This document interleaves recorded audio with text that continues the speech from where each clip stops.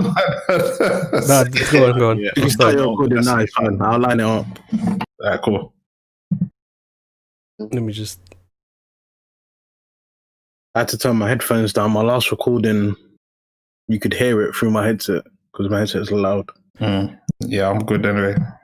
Okay, so welcome everyone to the 12th Man channel, and we are here again for another episode of MultiTap, the MultiTap podcast. Wow. I'm one of your hosts, Chucks. Top right we have Andan. Yo. Bottom right, CJ. Yo. Top left, and You cool. And yeah, we're just gonna get straight into it as always. Before we start, subscribe. Oh yeah, go on. I was just gonna say before we start, we're now officially on Spotify and Apple Podcasts. So if you could go find us there, if you like this podcast, please give us 5 stars. That will help us massively. Yes, it will. Yes, it will indeed. And and if you're listening now, make sure you hit the like button, subscribe on YouTube, and do all of that good stuff for more content. Getting straight into it though, the usual start that we go through, what we've been playing this week. I think it's quite interesting this week for everyone. So, Ams, we'll start with you. Okay, this week I was playing Saints Row the 4th up until they removed it from Game Pass. That was fun. I've been playing Volta. I need to get back into it. I stopped playing because I'd unlocked Mbappe, but now they've put Kaka in, so I'm back on the grind. And as of Friday, I think I played it on Friday. I think I played it on Saturday. Friday, Ghost of Tsushima Legends came out. So I played that on Friday and had a lot of fun with that. See that Volta, yeah? Did you play it on FIFA 20? Yeah. Oh, okay. Is it worth playing? Like, I've never really thought of taking it. I enjoy it. It's like it's not less like FIFA Street and more like a grounded version of FIFA normal. So like, whereas the 11 side is like playing for a team or Sunday League, the Volta's like going down the park with your friends and playing in cage, like Neon Cages or something. Well, what did you say? Kaka's in it, yeah? Yeah, every week they do something called a featured battle where you have to play games to earn points. And when you earn the right amount of points, then you can have a game against a legend or a star. Last week it was Mbappe. This week it's Kaka. And if you beat them, then you get to add them to your team. Jeez, I didn't even know. Might have to try that one this week. Yeah. That sounds alright. Okay, I'll go second. What I've been playing has actually been quite interesting. I've been varying. I've been playing pro clubs with my friends as usual. I literally dabbled. I played like 5 minutes of Call of Duty, the open beta. I didn't even know it was out until like yesterday. It's actually very good. I would say that from the 5 minutes that I played, very responsive. CJ's gonna enjoy that very much. What else have I been playing? I finally completed 2 games. Well, not completed 2 games, but I've been playing 2 games on Game Pass. One, I completed Ori and the Will of the Wisp. That game is very good. Very, very good. Everyone should play that. Fantastic game. Yeah, I might even give it like a 10 out of 10. I'll praise it that highly, if I'm being honest. That's a must play. Wherever you can play it, whether it's on Game Pass, Xbox, or even I know that it's on the Nintendo Switch. Get that game. It's a very good game. And the final game that I've also been playing is on everything, I believe. So it's called Katana Zero. And I've recommended that to Ams because I know what kind of player he is. That game is proven to be very good as well. A good little story. And it's one of those games that the combat is very, very... It's a Twitch kind of game. Side scroller. Very good. You can like hit bullets back at people with your katana, stuff like that. You can slow down time, you can dodge bullets and stuff. Very good game. And the story actually has me on edge as well, because you can make choices in the game, and like when you speak to certain people, like they're a bit weird, they're killers as well, so you never know what can happen. You need to choose the right. The choices actually affect where you like what happens for you, or is it like a linear kind of thing? Like I believe that it's actually it dictates what happens with the story. For like one example, you're an assassin, so you're sent to kill one person, and like you're told, don't speak to that person, just kill them straight away, right? And like you can ask why, obviously, and then they just respond saying, don't speak to the person. They don't even answer your question. They just say, don't speak to the person. Me, being the person that I am, and the way that the game is portraying itself is like it makes me uneasy. So I'm just like following orders. I just kill him. I don't even let him speak. Because like there's a time bar where you can let people talk, or you can just decide what to do if you press X there and then. I just killed this guy before he could even speak. Wow. And like it tells you at the end of the mission what the choices that you've made during the mission and how it's gonna affect like the people that you work for. Oh, it's like Detroit, isn't it?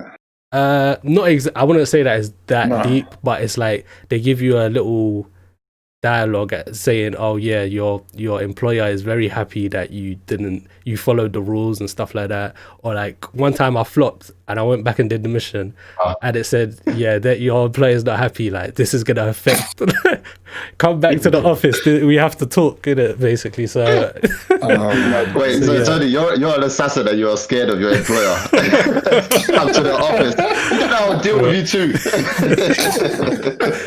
Well, you know, everyone's scared of you. But yeah, that's pretty much what I've been playing. So yeah. I thought you were trying what's it, Genshin Impact as well, no? Or... Yeah, that was last week. That's what that was last week. Okay, all right. Okay. Azad has got jokes. He's the funny man. All right, I'm just asking a question. That's it. Oh my days, what man. Have you been playing, Azad? What have you been playing? You know, to be honest, I've been quite busy this week. Yeah, so literally the only game I've managed to play is FIFA when I've had a bit of time. Had one boy come to my house on Thursday, gave him a quick 6-1 spanking. Pause. I was there. Pause. He didn't need to do that. Send him on his way. That's bad pause. And by the way, the boy came to my house and I gave him a spanking. Whoa, hold up. He should have gone on Pornhub. That's how bad. Yes, to send him on his way after when he was done. So yeah, but it's been a bit of a busy week at work and stuff like that. So haven't really managed to play too much. So yeah, I'm just waiting to play Ghost of Tsushima when I get a chance. So yeah, that's it. Oh yeah. I was well, we tried out Gears, innit, for a little while, Gears 5, but I didn't really get too much time on there. I did that with Tony for a bit. I already had played a little bit of that, and I quite like it, to be fair. So I'm kind of thinking whether I want to go back and play the other Gears before I go and play 5. But know me, I'm not going to do that because I have really things to play right now. I don't even think he's going to play Gears 5 itself. So. I was saying that I literally just finished Wolfenstein yesterday, so I've got a few more things to do. What did I think of it? You know what? Yeah, I really enjoyed it because although it's quite linear, I know what I had to do. I liked the thought process around the game anyway. I liked the ray guns and having to, use certain weapons on certain people, and just it was an easy playthrough. Like, although it was a hard game, I didn't feel like it was too easy that I could just like put it on, walk through, but I could happily play it and not get like angry. For example, like on Ghost. And if you try and go ahead of the game, they would just whack you up real quick, and that's it, it's game done. So, I enjoyed it. I'm going to play the second one. I've got that ready to go. I think I'm going to try platinum this one first. I haven't got much to do on it, so I'll try and platinum it, and then I've got a choice. I'm either going to play Wolfenstein 2 or I'm going to play Horizon Zero Dawn or Doom, because obviously I bought Doom It was only 20 quid. So shout outs to Amlik for that shout. I'm just trying to decide which one I want to go for first, because I feel like I've got Witcher as well, and you've told me those games are all long. So if I start one of them, the likelihood that I'd ever come back and play Wolfenstein is probably extremely low. It's a myth. But I want something to break up what I've been playing. I don't really want to play straight away, so I think I'm going to try Doom. I don't know how many. Anyone know how many hours Doom is? It's about 15 hours. Oh wait, are you talking about the first one? No, Doom Eternal. Oh yeah, the Doom Eternal was about 15 hours long. On normal. Okay, yeah. For the first one was that long. Yeah, both of them are about the same length, I would say. Yeah, so all right, well, I'll probably go for Doom Eternal, so you probably see me on that next week. But yeah, that's it pretty much. I haven't put FIFA back on at all. I'm quite happy with these story games that I'm playing at the moment. Good stuff. Okay, that's good.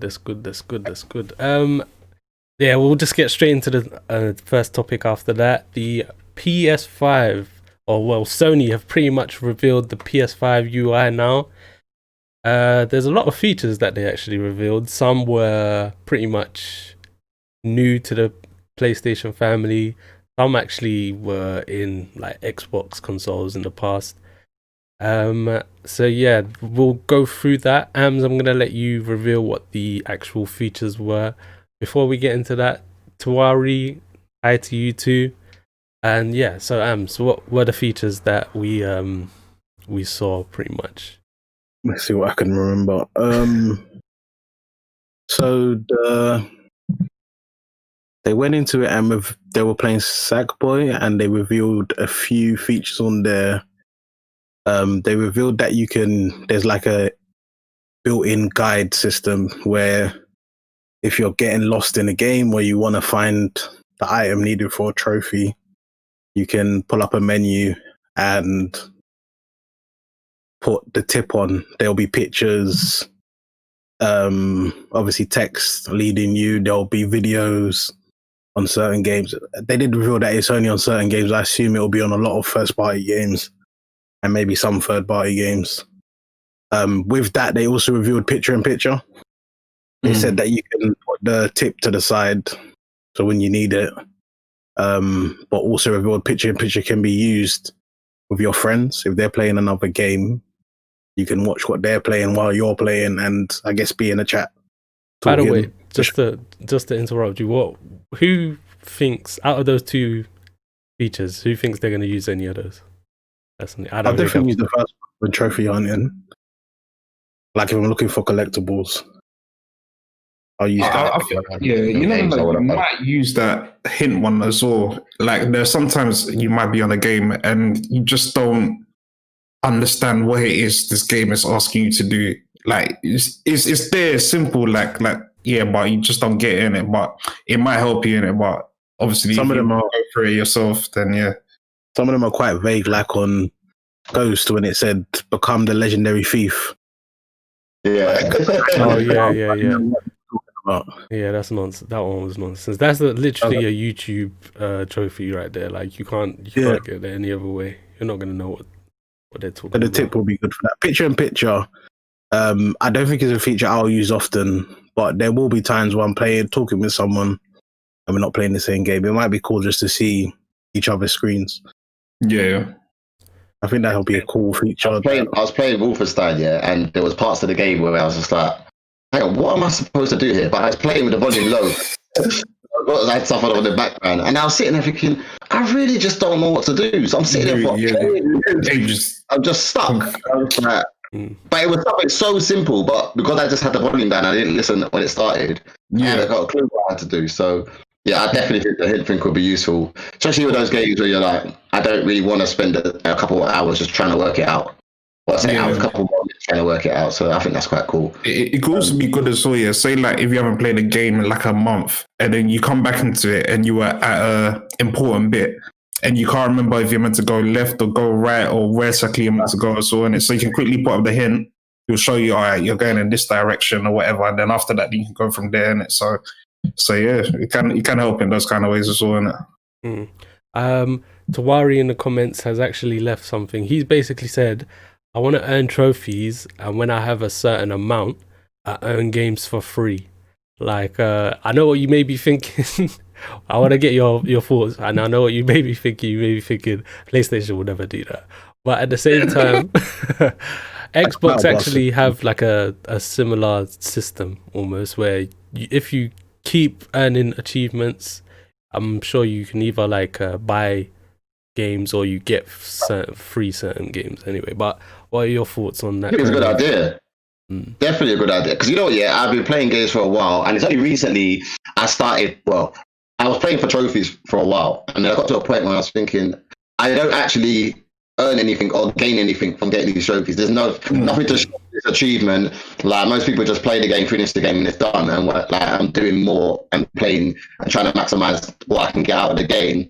And yeah, the trophy is good on there and the numbers are all right, but if you actually gain something from it, people would play for it, and especially like downloadable content that they're bringing now as well, and like for the editions for Ghost of Tsushima Legends, there's more trophies coming out. It just gives you more of an incentive to play it as well. Like, if you think, oh, you know what, if I play this game for a bit more, I could get more out of it. I'll get something. Whether it's just points that build up over time, and you can buy add-ons for your games, or like battle passes or coins for FIFA Ultimate Team, that kind of stuff. I definitely would like it. It would be a great idea, but I can't lie, that would never happen. Never happen. Yeah. What would be good is if game companies, like game developers, done that. So like in UFC 4, you get badges for like playing the last 2 games, last 3 games, or playing one of the games. It'll be too cool if they took that further and said, oh, you platinumed our last game, we're going to give you a low in-game currency to buy what you want. Stuff like that would be cool. That's true. Were there any other major features that they revealed? I'm trying to think. It was mainly the multiplayer. They showed about sharing. Yeah. Oh, sharing. They've expanded groups, or so like with the chat groups, it's more than just chatting now. You have like actual groups where you can share photos. And they said if you do share a photo and the person you shared it with isn't at that part of the game, it'll put up a spoiler warning. I think that was pretty cool. Yeah. Something called the card. That's the cards. And it's like the large tiles at the bottom of the screen. So it has a normal menu at the top and it has large tiles at the bottom, and that allows you to like go and see like the news for those games or screenshots taken from those games. And then you've got so you can go into the game at different points. So let's say, for example, Call of Duty, you can go to the campaign straight from that menu, or you can go straight to Warzone, or you can go straight to multiplayer. You don't have to like boot up the game from and just wait for the whole thing to load. It will boot up straight into that, I think, which is quite cool. I think it's something so small, but it's a nice little feature to add. So yeah, that's on there. I don't know what else to be fair. I'd be interested to see how you can personalize it. That's what I'm kind of interested in. I don't know if you guys used any different themes for your PS4. This is I probably only used like 2, throughout the whole thing, Really? Every big release had a new theme. Yeah, I would use themes quite a lot as well, to be honest. But I want to give my opinion on it. My opinions are always very strong and critical. With this, I just feel like what they've shown, I was like, okay. Before they showed it, I was like, I want to see this UI. When they showed it, I was like, okay, maybe I didn't really need to see the UI. That was just a waste of time when I actually saw it. On top of that, though, I'm very concerned that they're actually not going to have themes anymore, because the way that it's structured, it looks like basically themes aren't even necessary or able to be implemented. And I'm sure themes will still be there. We'll have to see. Yeah, but there'll still be a homepage, right? Yeah, there will be. I feel like the game things, the little icons that they have for each game and stuff like that, is too small. I actually don't like that. I feel like the size that they have now for the PS4 is very good, I feel. Especially with the backgrounds. I feel like the icons are big enough, and the way that it changes the background to match the game I personally like myself. And the whole, I don't even know what they're called. When you bring up the quick menu when you're playing a game, and it has like these cubes at the bottom, and they just, you can shuffle across. The thing that Those they are basically, the cards the cards. CJ spoke about. That's nonsense. I hate that so much. That is the worst thing. I don't know why. I actually don't know why. I just, when they brought it up, I was like, why is this thing so big, taking up most of the screen? Like, okay, maybe it's because with the PS4, when you hold the quick menu, it just comes up on the side of your TV, and then you can pretty much do everything there. So then you've pretty much got 70% of the TV left, maybe even 80% of the TV to see everything else.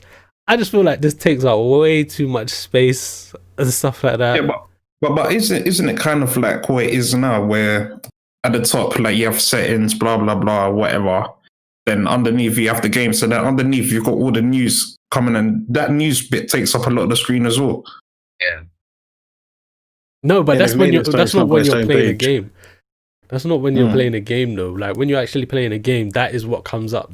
Those big squares on your TV. Maybe that's what they're talking about. Do you know what? It might be? It might be it doesn't scale well when you're actually recording a video, because they said that the UI is actually designed for 4K TVs. So maybe it's a bit smaller, and maybe the cubes are a bit bigger when you play it on when you have it on a 4K TV or something like that. I don't know.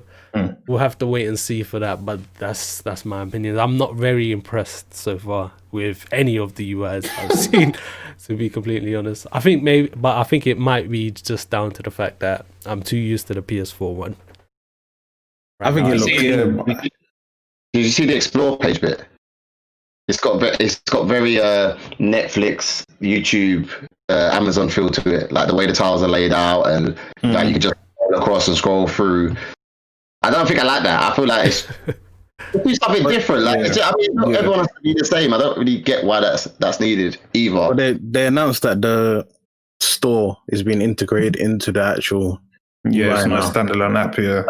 It worries me that they're going to be advertising heavy when you go to that part. But that's what I'm saying, and that feeling of how it is on Amazon and stuff. Kids are gonna buy stuff on there without even looking, because a lot of it you will just see it and you can think, oh, it's say free to play, or the option will just be there. I don't think you will have the option and the price. You just be scrolling through thinking you can play a lot of these games. I think it's all to do with working towards building for being able to stream, and how PlayStation Now is and whatever they're going to bring out for that. So if you have that option, you can just click through and search for games that way. So I get the idea of why they've laid it out like that, but personally, I don't like it. We'll have to see. So that's pretty much our UI impressions so far. Any closing comments on that? Go on. It looked fast when they loaded into the multiplayer from Sackboy. It went from Sackboy to the person being in a multiplayer game very quick. It couldn't be more than 2 seconds, I'm sure. That was a bit longer because they had to load the whole multiplayer. The game up, It was less than 20 seconds to get from playing Sackboy to in a multiplayer game in that Destruction All-Stars game. Which I thought was sick. That's how long it takes to load some games on this current gen. Yeah, that's true. What was you saying before about the Xbox and their user face? So 4K, pretty much the UI for it's been confirmed that the PS5 UI is actually 4K, and the Xbox Series X UI right now is actually 1080p, and I feel that's pretty much unacceptable at this point. Like, you can't imagine making unacceptable. but to be honest, is it something that I know you probably notice if you've got a massive TV, but for most people that only have a 40-inch TV or whatever, are you really going to notice? Yes, you are, because they've come out saying yes, you are. No, you are, because most of the people that are going to buy this console are going to have a 4K TV. Like, I don't think any early adopter is buying an Xbox Series X or a PS5 and saying, "Oh yeah." No, some people still do have. Some people have 720p TVs and are buying then go away. Stop gaming. What is this, bro? What are you doing? What are you doing in gaming? Not graphics, bro. Stop. A 4K TV is expensive, though. Nah, stop. And a lot of people just want to play Tony killed me.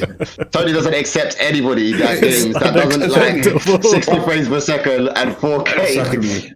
Anything less than that is unacceptable for Tony. Okay, let me ask this though. All four of us. I know that this is a small sample group, but who is going to buy a next gen console and is not going to play it on a 4K TV here during that gen? That's very specific. That's here. But my brother's going to get a PS5 and he still has a 1080p TV. Yeah. Stupid. No, joke. Let me. We all work and spend money on gaming. Not everyone has the money to spend on gaming. They might get the console and then maybe be able to buy a game every 2 months or every 3 months, and they just want to play it on their TV. Maybe they're saving for a 4K, but they can't have one for the next 9 months.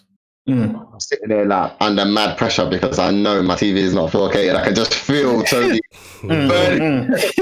I stared at he was going to look at me when he's like calling me and say, "Oh yeah, you've got one person here that." Oh mate, CJ, I know I will change it, but there's nothing wrong with it. It works. I'm just looking at it now. It looks great. Within the next 6 months, CJ is definitely getting a 4K TV. I know that. Yeah, but that's you're not adding stipulations though. That's within 6 months. It's one of those things. I don't think it's a big problem, but it's like, why not, Microsoft? Why have you done this?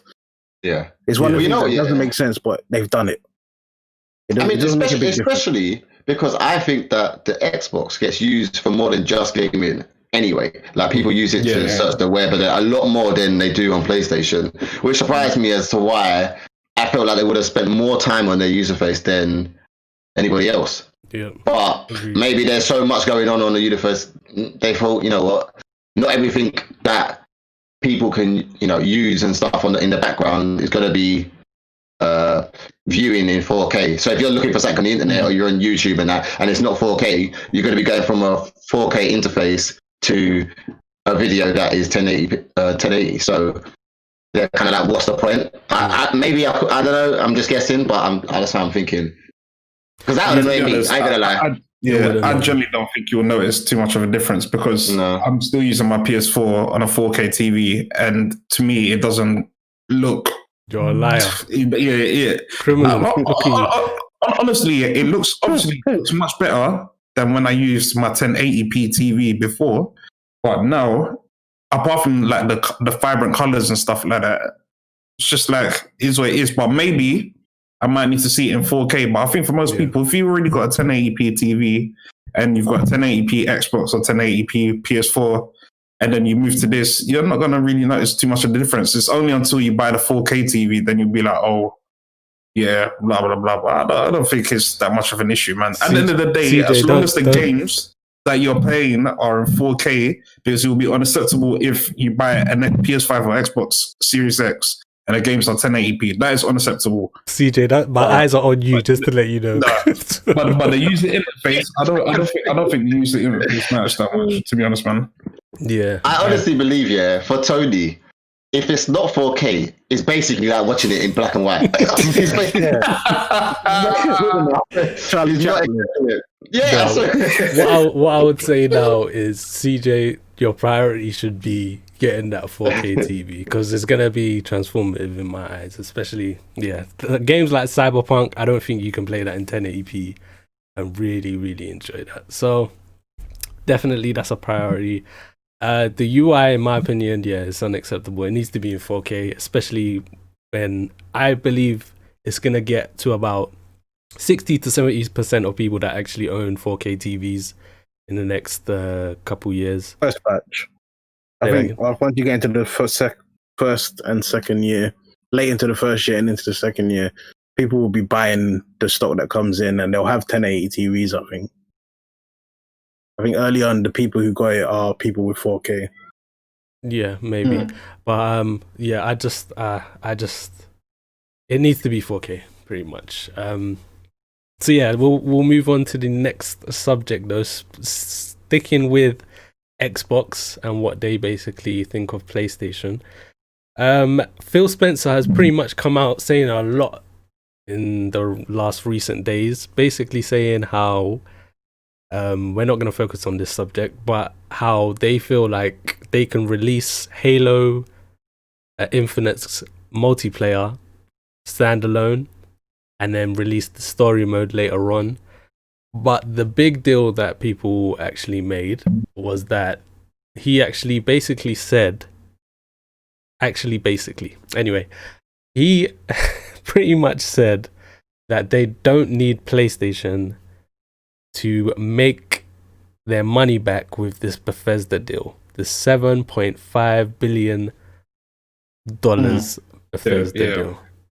And he's pretty much pointing to the fact that there's going to be xCloud, there's going to be PC, and there's going to be Xbox Series X and S's, and maybe even One X's and One S's in the future. So we don't need PlayStation, really and truly. What are your thoughts, guys? What are your thoughts? I believe him, to be honest. Yeah, because considering the amount of stuff that he's now bringing in, as he said, the xCloud and all of that kind of stuff, you've got so many subscription-based services now that, you know, every month you're making another £10 from each consumer of an Xbox, or if they don't have an Xbox, but you have an Android phone, an Android tablet, you're making another £12 a month from them as well to play games in it. So for him, I don't think it really matters, to be honest. Obviously, you have the Bethesda games coming out on Xbox. If he decides to make it exclusive as well, on top of that, then that means if you want to play Fallout and you want to play all them other Bethesda games as well, you have to get an Xbox. You haven't got a choice anymore, innit? So for him, he's getting rid of choice, but it's going to help his bank account grow, innit? So he doesn't care, innit, to be honest. He will make that 7.5 billion eventually anyway. So I don't think, like, it's a good investment. It's a serious investment. Very, very good investment. Does anyone actually disagree with what he said?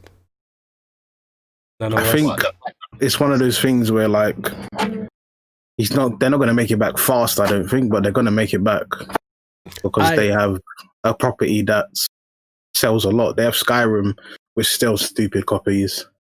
If they can make, not Skyrim, sorry, Elder Scrolls. They have Fallout, which if they can get that back on track, people are going to buy it, especially if they decide that they're going to do an Oblivion, Bethesda collab again. People loved New Vegas. So if people see that, they're going to buy it. It's just, yeah. Over time, maybe it's not going to be in 2 years, but maybe in 10 years, they would have released enough exclusives that all the money will come back.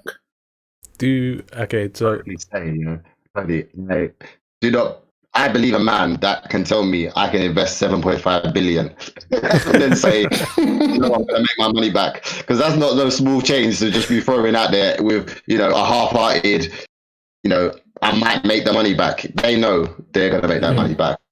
And like you said, what they're going to earn now through subscription is just going to be ridiculous. Like past years, they buy your console, you buy your game. They've moved around, juggled with it slowly, but they've seen, they've been looking at this for years. They knew this is the way it's going to go. They've been looking at phone companies, video streaming stuff, and how much they're making. The fact that people can't really go out at the mall anymore, and like what they're going to be spending their disposable income on. If you was going, like, let's say for example, adults going out and partying, or young people going out and spending their money in restaurants and stuff, if you're not spending 100 quid on a weekend or 200 quid on a weekend, even 50 quid, you'd happily spend an extra 10 quid somewhere else, another weekend. Oh, let me add another 10 quid here, another 10 quid here. So definitely, he knows he's making that money back. Yeah. I agree completely. Go on. I thought you were gonna come back with a no, mate. No. He's definitely making his money back. But what I want to say is, there's a lot of people out there, not us, but there's a lot of people out there that are basically saying PlayStation is selling 100 million consoles next gen, or 200 million. There's no way that you can't sell it on PlayStation. Xbox need PlayStation, basically. I call pop cocky. I don't even know if that's a word or a cuss. I don't even know. But it's the first thing that came to my mind because I don't want to swear. Pretty much. He said that they didn't need PlayStation to make it back. He didn't say they didn't need PlayStation to make it back quickly. I think if the competition has 100 million consoles, you're going to make your money back quicker if you put it on their console. Yeah, I still don't even think it's going anywhere near PlayStation. Yeah, anymore. no, yeah. It would be stupid to send 7.5 billion and be like, yeah, we're not changing anything. It's still going to be in your console. Yeah. So people can still buy your console and play all these games. No, if you spend that money, everything's becoming exclusive that's not in contract already. That's it.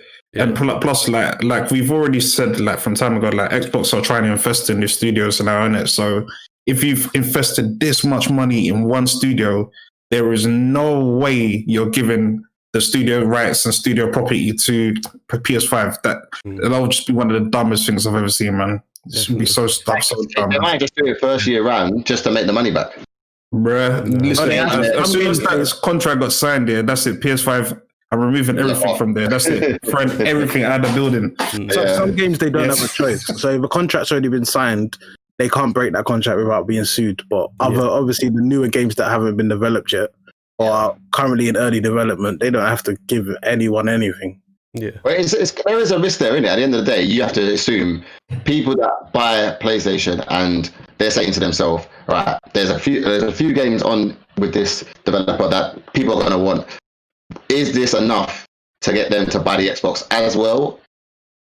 And if it is, we've made our money. You know what I mean? If you like those games enough that you say, you know what, even if I don't buy the full Xbox and I just buy was it the Xbox X S, and you're like, I've still made money in it, and you're gonna make a lot more overall, even if it's just for the one game or if it's for a few. If you can pull a few more people, a few hundred, or well, 1 million people from PlayStation just to then buy your console for those games, you've definitely made your money. It's a gamble, but I think it's a gamble worth taking. I actually don't even think Xbox want you to buy consoles anymore. I know that sounds mad. I don't think they do. I just think they. I think that their main thing is Game Pass. It's just like saying Microsoft Word, Like obviously before you used to be able to buy Microsoft Office like £100 or whatever. Now they want you to do 365. That's like £10 a month or whatever. If you're gonna pay it 5 years, that's £600. Like you're paying over 5 years, kind of thing, rather than that £100 you would have just spent normally. Yeah. So The only thing I will say is I do think they want you to buy consoles because they've split Game Pass. So there's certain games on Game Pass console that aren't the PC ones, and these aren't small games. It's games like Doom Eternal that are only on console. I think they do want to try and influence people to get their console and have the Game Pass on their console.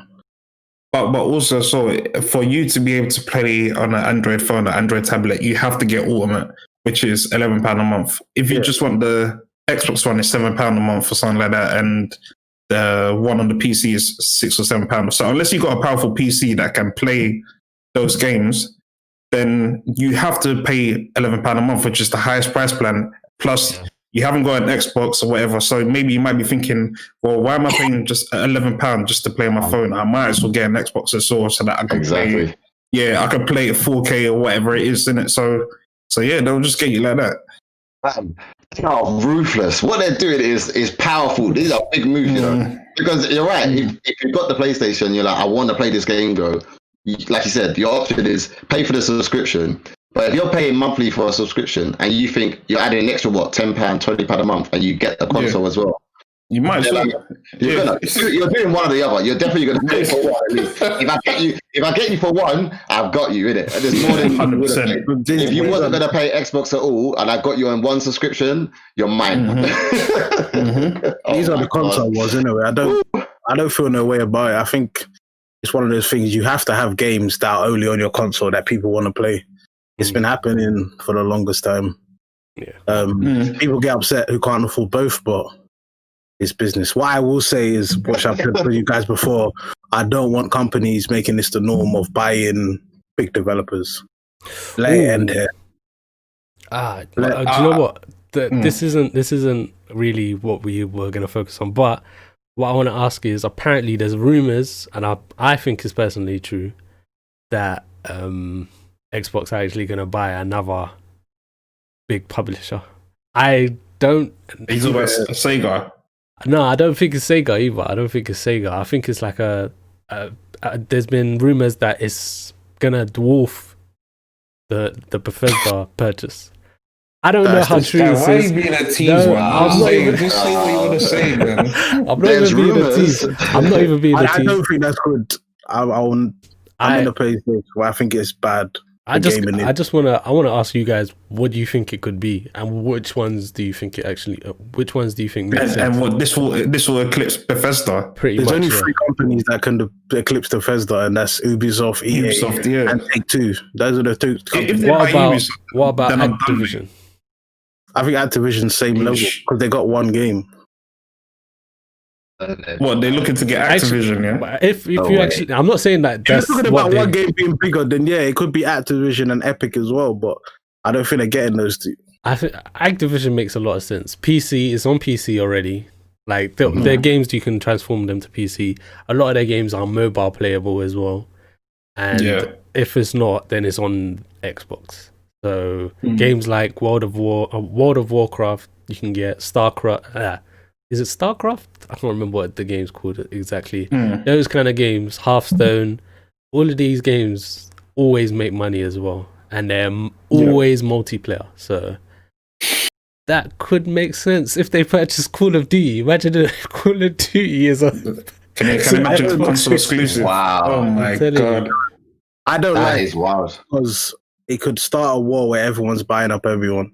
And I don't want that because if Amazon, I don't know, PS5 will not be able to. PS5 can't. That war. If Amazon and Apple get involved, we're screwed because no one can outspend Amazon and Apple, and they're both trying to get into the gaming world. And let's say, Apple come in and they're like, okay, let's buy EA, Take-Two, and Ubisoft because we need a lineup. Gaming's screwed. I don't want to buy 3 consoles, 4 consoles because Nintendo's there every time. And they're moving. I think this needs to stop because obviously. At the moment, Microsoft has the most, but obviously Sony does have spending power. I think they're rumored to have 35 million able to spend. 35 billion, able to spend. So they could buy smaller ones like Sega, Konami, if they wanted to, but I don't want it to happen. As much as I would love to see PlayStation Metal Gear Solid going back to Kojima, I don't want this to happen. I don't want people to win gaming by spending on other people's creative properties. I think third party is important. Like I said, it's just business. Yeah, just business. I don't know if you guys. I don't know if you guys know, but there's a Kanye West meme out there, yeah, and he's basically like, "This is what Microsoft, I reckon, will basically say to what you just said, Abs. We don't give up." I don't think they do. I think as gamers, this is something we shouldn't like. Oh man, dog. I get you. I personally think it's not good, because you get rid of competition when you do that, innit? But I think if anyone's gonna do that, I don't think it's gonna be Google that do that. I think if it becomes a war, it's gonna be Xbox and it's gonna be Amazon. Amazon are very prone to just throw. Yeah, they're just very prone. They have more than I think Apple has the most to spend, and then it's Amazon. Yeah, if Apple get gaming, Apple don't have any qualms about buying everyone. Yeah, they're very prone. They'll buy Microsoft. They might buy Microsoft and Sony. Now come buy your £1,500 console. Oh wow! Jesus. Wow. But yeah, let's move on to the last subject of the podcast. This is actually something that not all of us have actually gotten into as of yet, but it just came out yesterday, I believe it was. Oh no, 2 days ago. Friday, yeah. So yeah, the Ghost of Tsushima Legends multiplayer expansion pretty much came out. It's free to everybody that actually has the game, so if you already have it, make sure you go pick it up, give it a try. We want to know what your thoughts are, so leave them in the comments below. But we're going to give our impressions of what we actually thought of the multiplayer so far. So I'm going to go first. We'll go in order of the people that actually played it, to be fair. So I pretty much downloaded it first, which is ironic because I was the person that was criticizing it the most. But anyway, I booted up the game, played like the first mission and the tutorial that came before it. The tutorial is basically what anyone that has already played the game has already knows, but they've just changed buttons around a little bit. So Yeah, that's that. The first mission that I did, I actually jumped in with a random person, which I quickly and unfortunately learned that is not ideal to play with someone that is a total random to you. And yeah, once I went through that, it was like, okay, this is just all right, I guess. If this is the same thing throughout every single mission, then it's going to get boring quite quickly. I think it was maybe the next day. I didn't play it for the rest of the day. I actually booted up again with AMS. We were on microphone, and we did a few missions. I think we did about 4 missions altogether. And the gameplay was actually varied. There was different kind of objectives. Because we were talking to each other as well, we were setting up plans. So that's when I actually felt like, oh, okay, this could be quite interesting. This could be quite a good mode. And yeah, that's pretty much my impression so far. I'm not going to rate it because not all the content has come out yet either. So, and we haven't played all the content that is actually already out. So I would say I've got good impressions so far. Good impressions. I don't know if it's something that I'll play for very long. Like, it's not going to be like a Modern Warfare 2, but it could be a month until PS5 comes out, pretty much. So yeah. Yep. I think it's good. I think it's really good. As Tony said, we went in yesterday, and I think a lot of games are better when you're playing with friends. Like, I can't think of a game that's worse when you're playing with friends. But this one has the extra layer that you get from games like Rainbow Six Siege, where you might end up having to do the same thing again, but you'll be using a new character. There'll be tactics. We both went in as assassins yesterday, so we were setting up executions and assassinations where I might shoot someone in the head with an arrow, and then Tony's hidden and he'll come out and stab the other person. I think tactics like that will boost this game, and yeah, I think it will be a fun game. But also, like you said, playing with randoms. When we were playing yesterday, me, CJ, and Tony, we had some random, and he was just doing anything. It gets to the point where he can ruin your gameplay. So, like, we're meant to be fighting in twos, and he's just running around randomly. Or he will leave one person to fight by themselves to go help other people, and it can really affect that gameplay you're doing. But I think if you're playing with all your friends, it's going to be a fun experience. Yeah, sorry for my face out there. You be charged to know, Steve. You just equalised. So yeah, I couldn't hold my face. Yeah, I think the game's sweet. I think it's a sweet. I wasn't expecting it to be good. Honestly, I didn't have any impressions going in. I was quite chuffed the fact that everything was kind of locked, so you can't just go in and play the hardest mode and then that's it. The kind of game's over. You have to build up into it. You know, you have to improve your players before you can choose what you want to do. I jumped on and went straight into survival with some randoms, and I didn't really know what the game was about at that stage, which was difficult because they were on fights. And they seem to be so far ahead of me in terms of their level that before I could even get to the fight, everybody was dead. Right? So I literally just spent the whole time just running around chasing people. Like it was just dumb. But I enjoyed it anyway. And then you better start laughing. That's gonna be you when you jump on with one of us.